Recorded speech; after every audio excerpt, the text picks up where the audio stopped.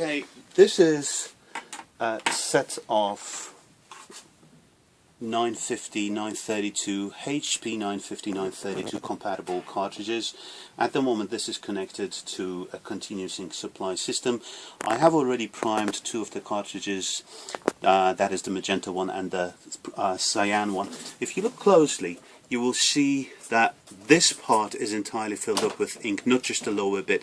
But with my yellow one, the area where there is a spring inside, it's not filled up with ink. I haven't completely filled up the black cartridge yet, so I don't expect that area to be filled up either, but I'm just going to show how I prime the yellow cartridge, and it's actually the easiest to see. So at MIR-AUS here, we are going to show you how to fill up the cartridge and also how to prime it. So I just need to hold my tank a little bit higher than my cartridges. That's a risky spot, but anyway, for our customers, for the sake of demonstration, we are going to do that. Hopefully it will not fall down. So I'm just going to hold it a little bit lower than my tanks, and I will just wait for the cartridge to fill up.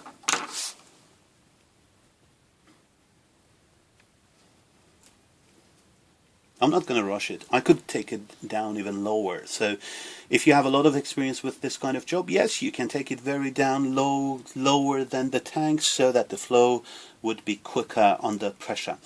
I'm looking at the hole here where I had the plug before.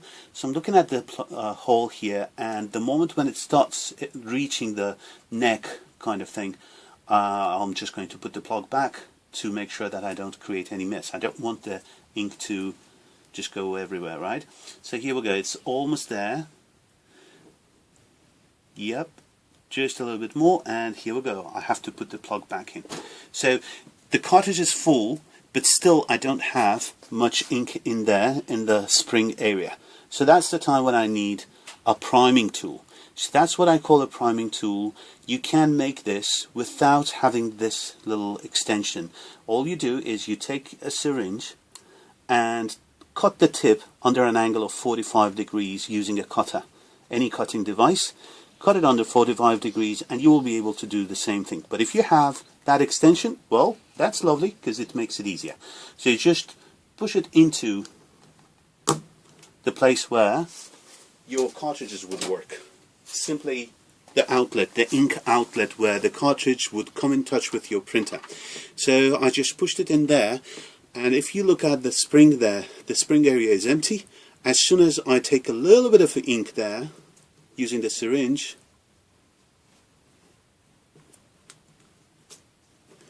and now the spring area is full of ink as well.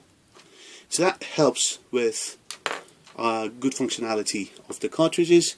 Normally I need to do this only on day one when I'm preparing my continuous ink supply system, but sometimes if you're using your continuous ink supply system for a long while, or if you left it without use for a few months or few weeks, or for whatever any other reason, if you have lost ink from your cartridges, you look at the cartridges, that cartridges are half empty or completely empty, or there is a lot of air in there, you're going to take the plug off.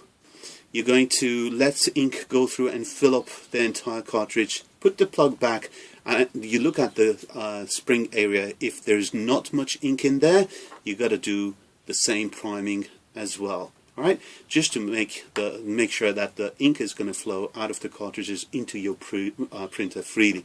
While you're doing that, obviously you will need to leave at least one of the plugs on your tanks open as well, so that there wouldn't be airlock or vacuum building up in the cartridges.